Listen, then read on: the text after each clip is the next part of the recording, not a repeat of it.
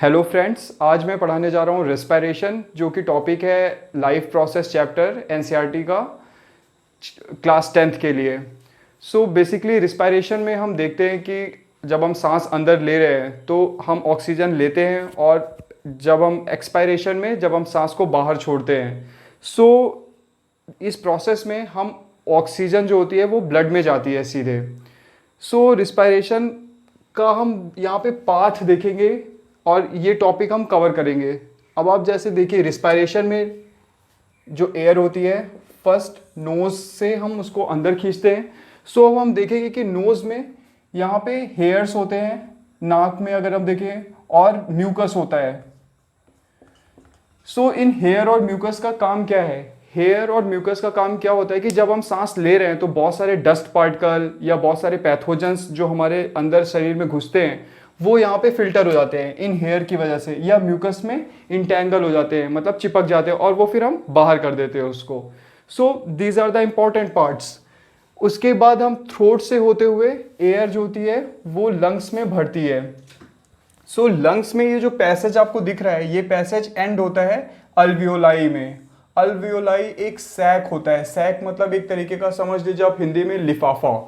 सो अब यहाँ पे हम देखेंगे कि जो एयर आ रही है वो इसमें भरती है। ये जो सैक आप दिख रहा है इसमें भरेगी, और ये इस जो अल्वियोलाई होता है, अल्वियोलाई के ऊपर ही एक इंटेंसिव नेटवर्क होता है ऑल्टरनेरी ब्लड वेसल्स का। यहाँ पे ब्लड भरा रहता है। ओके, सो यहाँ से ऑक्सीजन जो होती है ये ब्लड में जाती है, और ब्लड से जो कार्बन डाइऑक्साइड होती है वो इस सैक में भरती है, और फिर जब हम सांस छोड़ते हैं तो ये CO2 वापस चली जाती है। ओके, सो यहाँ पे आप देखेंगे कि ये जो ब्लड है ये ऑक्सीजन रिच हो रहा है, और जो ब्लड में पहले से कार्बन डाइऑक्साइड थी वो वापस से एयर सैक में भर रही है। तो यहाँ पे गैसेस एक्सचेंज हुआ। अब आपको मैं बड़ा करके दिखा रहा हूँ। जैसे समझ लीजिए ये अल्वियोलाई है, यहाँ पे एयर भरी, फिल हुआ यहाँ पे पूरा एयर, और इसके ऊपर एक ब्लड वेसल है जिसमें यहाँ पे ब्लड भरा हुआ है।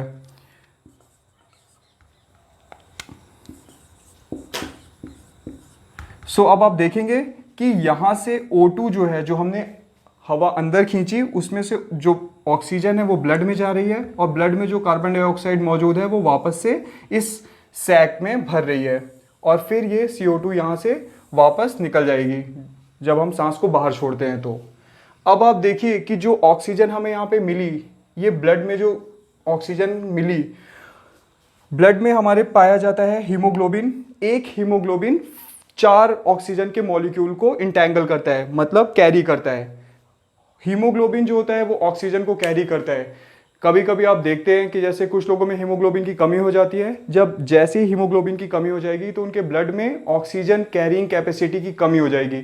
जब ऑक्सीजन नहीं रहेगा तो हम हमारे न्यूट्रिशन के प्रोसेस में जब हम किसी भी फूड मॉलिक्यूल जो हमारे सेल में रहता है वो ऑक्सीजन के प्रेजेंस में ही ब्रेक होता है, और जब फूड पार्टिकल ब्रेक होता है तो उससे एनर्जी निकलती है।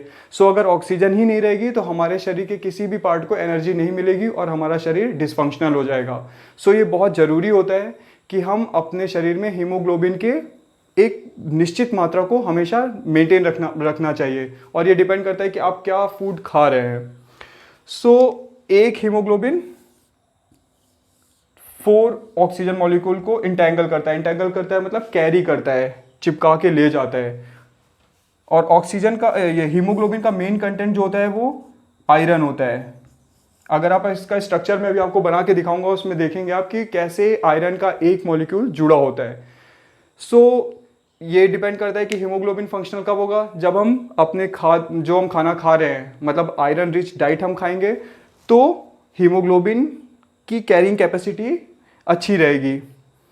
अब हम देखेंगे कि जो ऑक्सीजन हमने ब्लड में गया वो ऑक्सीजन, अब आप जानते हैं कि ब्लड आर्टरी से कैपिलरी में जाता है, और उसके बाद कैपिलरी से टिश्यू में जाता है। टिश्यू क्या होता है? Tissue is a group of a cell that performs the similar function. So tissue में जब ऑक्सीजन जा रहा है, ओके, सो टिश्यू क्या है? ये ग्रुप ऑफ सेल। तो जब सेल में ऑक्सीजन गया तो फिर वहां पे आगे क्या होता है अब हम ये देखेंगे।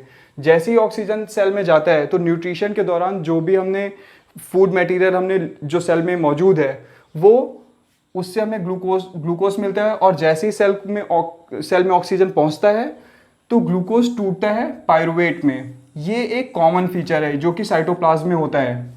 ग्लूकोज पायरुवेट में टूटेगा, चाहे वो एरोबिक रिस्पायरेशन हो चाहे वो एनएरोबिक रिस्पायरेशन हो। एरोबिक रिस्पायरेशन में क्या होता है कि उसमें ग्लूकोज को पायरुवेट में कन्वर्ट करने के लिए हमें हमेशा ऑक्सीजन की ज़रूरत पड़ती है, और एनएरोबिक रिस्पायरेशन में हमें ऑक्सीजन की ज़रूरत नहीं पड़ती है।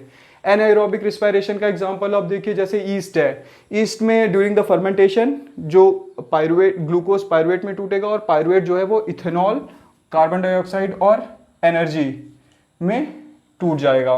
तो यहाँ पे ऑक्सीजन की जरूरत नहीं होती है। तो this is the perfect example of anaerobic respiration. इसीलिए आप देखिए, okay, the second one is lack of oxygen. जब लैक ऑफ ऑक्सीजन में ग्लूकोज टूटता है तो लैक्टिक एसिड प्लस एनर्जी बनती है। ये एक एग्जाम्पल है कि जब आप दौड़ते हैं, जैसे आप मान लीजिए 1 किलोमीटर या 1.5 किलोमीटर दौड़ते हैं, उसके बाद आपके पैर में क्रैम्प्स आने लगते हैं। क्रैम्प्स मतलब बहुत तेज दर्द स्टार्ट हो जाता है, मसल्स पेन स्टार्ट हो जाता है। वो मसल पेन क्यों होता है? क्योंकि लैक ऑफ ऑक्सीजन में आपके पैर में लैक्टिक एसिड सबमिट होने लगता है। Just because of the accumulation of lactic acid you will get cramps. और उसके बाद हम देखेंगे कि ऑक्सीजन की प्रेजेंस में, जब ऑक्सीजन की प्रेजेंस में ग्लूकोज टूटता है पायरुवेट, और फिर पायरुवेट टूटता है कार्बन डाइऑक्साइड और वाटर और एनर्जी में, तो ये देखिए आप, यहाँ पे ऑक्सीजन की जरूरत पड़ती है। तो इसको बोलते हैं हम एरोबिक रिस्पायरेशन। ह्यूमन में एरोबिक रिस्पायरेशन होता है because we want oxygen to break down pyruvate into the carbon dioxide and water and energy. So अब हम दूसरा चीज ये देखते हैं कि जो एनर्जी यहाँ से रिलीज हो रही है। अब आप देख रहे हैं कि तीनों प्रोसेस में एनर्जी रिलीज हो रही है जब पायरुवेट ब्रेक हो रहा है तो ओके। सो ये एनर्जी जो होती है एरोबिक रिस्पायरेशन में, मतलब ऑक्सीजन की प्रेजेंस में जो एनर्जी निकल रही है वो हमेशा ज़्यादा होगी। इट मीन्स कि एरोबिक रिस्पायरेशन, यहाँ पे एनर्जी जो होगी वो हमेशा ज़्यादा होगी। और जो एनएरोबिक रिस्पायरेशन, मतलब ऐसा रिस्पायरेशन जिसमें पायरुवेट के ब्रेकडाउन में ऑक्सीजन की ज़रूरत नहीं पड़ रही है, उसमें हमारा क्या होगा कि एनर्जी हमेशा कम निकलेगी। ओके, इट मीन्स कि एनर्जी जो रिलीज होती है एरोबिक रिस्पायरेशन में वो हमेशा ज़्यादा होती है उस एनर्जी के जो रिलीज होती है एनएरोबिक रिस्पायरेशन में। अब हम देखेंगे कि ये एनर्जी का यूज़ कैसे होता है, मतलब इस एनर्जी को हम ट्रैप कैसे करते हैं। मतलब जैसे कोई चीज़ निकल रही है तो उसका स्टोरेज कैसे करते हैं। उसका स्टोरेज क्या होता है कि एडनोस, यहाँ पे ये देखिए एडनोसिन डाइफॉस्फेट, और ये है P रिप्रेजेंट्स फॉस्फेट।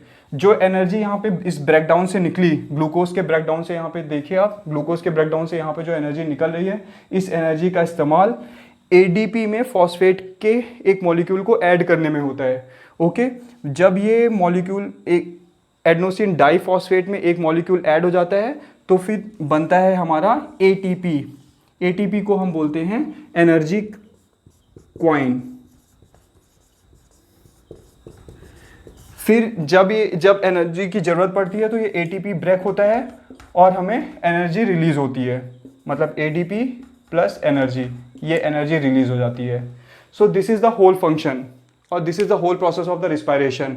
ओके, यहाँ पे बेसिकली जो मेन चीज़ है वो ये देखना है कि अल्वियोलाई में कैसे गैस का एक्सचेंज होता है, कि ऑक्सीजन कैसे ब्लड में जा रही है और ब्लड से CO2 कैसे एल्वियोलाई सैक में आता है, और फिर जब हम एक्सपायरेशन करते हैं, मतलब जब सांस को हम बाहर छोड़ते हैं तो CO2 बाहर चली जाती है। सो इस तरीके से ये प्रोसेस यहाँ पे कंप्लीट होता है। सो यहाँ पे मैंने आपको रिस्पायरेशन बहुत ही क्रिस्प एंड शॉर्ट शब्दों में, मतलब कम शब्दों में मैंने आपको कंप्लीट कर दिया है।